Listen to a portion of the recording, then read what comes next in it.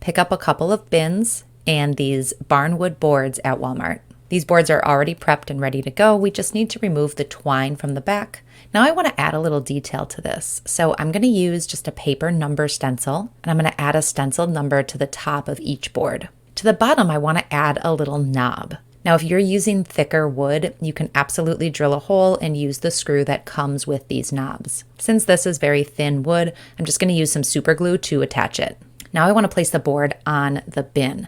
The bin doesn't sit completely flat against the board, so I'm using some thick Gorilla mounting tape on the clear bin, and then I'm going to press the board on there really well. You can either set something heavy on top of this or use clamps to hold it in place for about 30 minutes until it cures. And I'm going to hide some craft supplies that don't really fit anywhere else. I have this beautiful clean look on the outside, and I can easily access everything I need when I pull these out. Do you have an ugly spot in your home where all your routers live, and do you want to hide this eyesore? Well then, start by taking measurements of the space and then go out and find a basket that fits the dimensions. I found one that had wooden slats all around it with space in between. This kind of basket is perfect because you can easily slide your power cords through the slats of the basket. Once finished, we place the basket back where all of our ugly routers once lived. And now, instead of seeing them, you're seeing a pretty basket instead. I love this easy and simple hack for hiding your routers from plain sight. You won't believe what I did to this thrifted board game.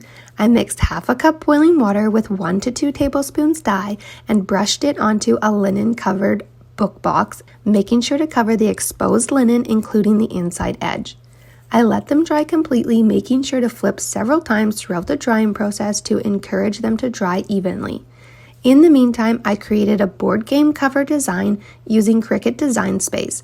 I tried a few different designs but found that the very simple ones worked best for adhering to the linen fabric. I used the Cricut to cut the design out on heat transfer vinyl and ironed it to the front cover and spine of the book box.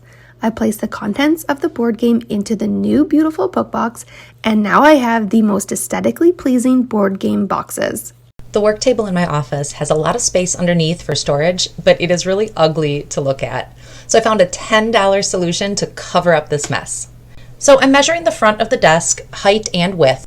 I'm laying out the foam board, and I'm going to cut it down to fit the desk. This board cuts easily with a box cutter or a craft knife. To hold these pieces together, I'm using clear packing tape on both sides of the seams for a really strong hold. Now I want to cover the front of this large piece with marble shelf liner. This shelf liner comes in a ton of different patterns at Dollar Tree. You can also get it on Amazon, so you can get something that matches your decor. Starting in the top corner, I'm leaving a bit of an overlap on the top and the side so that I can fold it under, creating a really nice looking edge. I grabbed a craft scraper for this project. A credit card works really well too. Slowly pull the backing off the sticky shelf liner while pressing down on the marbled part. This will ensure you have a really smooth look without any bubbles or wrinkles. I used almost 4 rolls for this project, using the same technique for each roll, slightly overlapping them in between. Now to attach this to my desk, I want to use some Velcro. I picked this up at Dollar Tree as well. You could use command hooks or even a more permanent adhesive. I like that with the Velcro, I'm able to pull this off if I ever need to get in there. Now I have a clean looking desk. I'm still able to store all my things underneath, but I don't have to look at the mess, and neither does anybody else that comes into my office. I'm showing you how to turn an old book from the thrift store or your own bookshelf into a genius decorating hack. The first thing we need to do is remove some of the pages from this book. So I'm going to use 2 really simple supplies. I am grabbing a ruler and my craft knife. I want to remove about 1/3 of the pages from this book, and I want to have nice clean edges. So I'm just going to slice a straight line all the way down right next to the seam and pull out the pages. But we are going to antique the outside of this book. I'm grabbing some black paint, and I'm just going to brush over the silver lettering on the spine of this book. Then to give it a little age, I'm coming back in with a sponge brush and some gray paint on the spine of the book and the cover. These are the portions that are going to be seen. With all that paint dry, I'm adding one final touch with a really thin paintbrush and some gold paint. Okay, the book is all done. I am going to use this to hide my Wi-Fi router. Now, a router is really important. We want it to do its job, but it's not always pretty to look at. So by hollowing out a portion of this book, I can slide my router right inside. The antenna can still stick up on the back, meaning it's going to work perfect, but it's going to look a little bit nicer. I'm just styling this with a couple other books and a faux plant. This was such a simple hack. Grab a book off your bookshelf at a rummage sale, at a thrift store, and I hope you try this at home. So I ran down to Home Depot to grab some decorative trim. What we want to do is cover the frame of the TV. Your key to this is to turn all your miter saws to 45 degrees.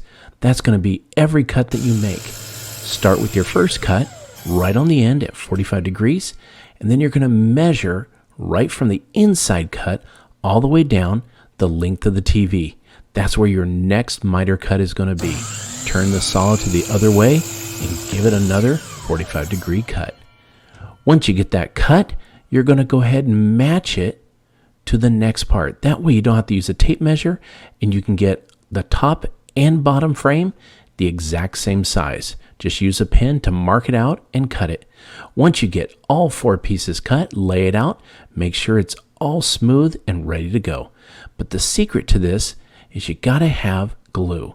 That's gonna hold all the pieces together.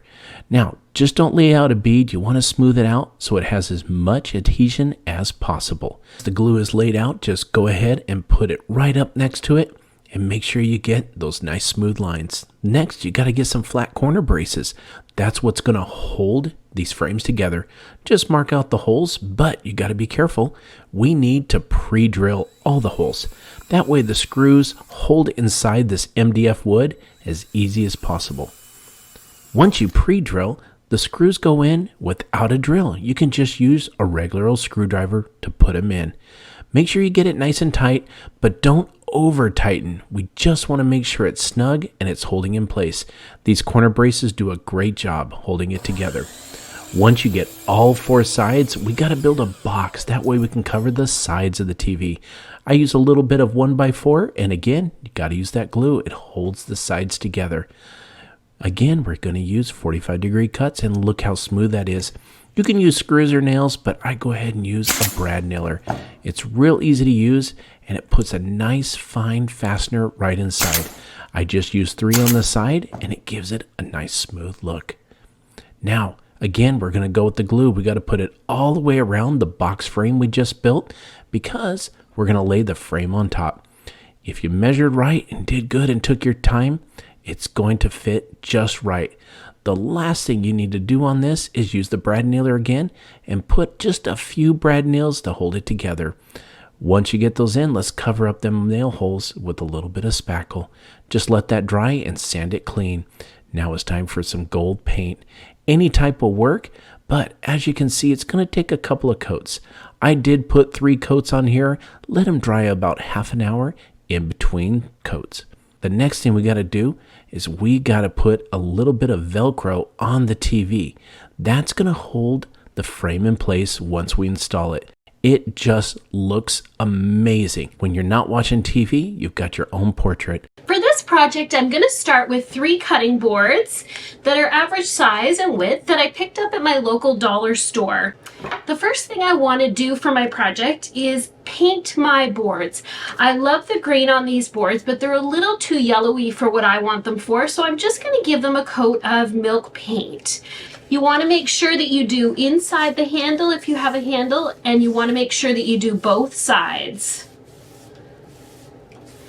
I'm not going to worry about it being too opaque because I don't mind if I see some of the wood grain through the paint. I can even take a cloth and wipe a little bit of that back if I want it to be a little bit more of a whitewashed effect. Now that the paint is dry on all 3 of my cutting boards, I'm going to take my sandpaper and I just want to rough up the edge a little bit. I love the look of aged things, so I want to give this just a little bit of that aged feel. To finish off my board before I assemble this, I'm going to use some hemp oil. And hemp oil is food grade safe, but it also makes a wonderful coating for your milk paint or chalk paint. I'm just going to put some on a rag And I'm just gonna rub this all over. Even though I won't be eating off of these cutting boards, I do want to protect the paint that I've put on them. And I will just go ahead and rub this on all sides of each of the boards. With all 3 of the boards sanded and oiled, it's ready to assemble my boards together. Now they're going to feel a little oily at first, but that oil will dry up nicely in the next couple of days. So to assemble the boards, I want to work with the back of each of the boards. So I'm going to turn them over here. And I want to make sure that they are all nice and level so that the bottoms are all in the right spot together. And what I'm going to do is take some of these reclaimed hinges that I have.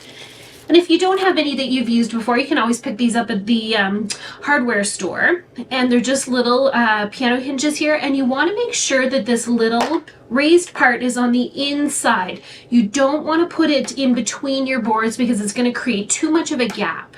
And I will measure these out in just a second. So I'm going to make sure, now I have some lines on my board, so I can use those as a way to line up my boards here.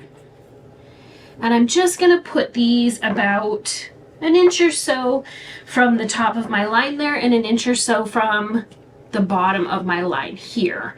Once I have my hinges in place, it's time to add some screws to hold them permanently where they are. So I'm just going to put these in. So I'm going to start by attaching just the 4 at the bottom and then making sure that I have this exactly level down below before I attach all the rest of the screws. Okay, so I'm just going to make sure that that is level. And that is perfect. So I'm going to attach the rest of my screws, and you can see that I've split my wood here a little bit, and that's okay. Once you see the outside, you really don't notice that. And also, I don't mind that. I actually love the more beat up and worn things look. Now that my boards are together, I can slip them into place and cover up this cluttered corner of my kitchen counter. They slide into place so easily, they can be moved easily, and now I can conceal all of that stuff in this corner.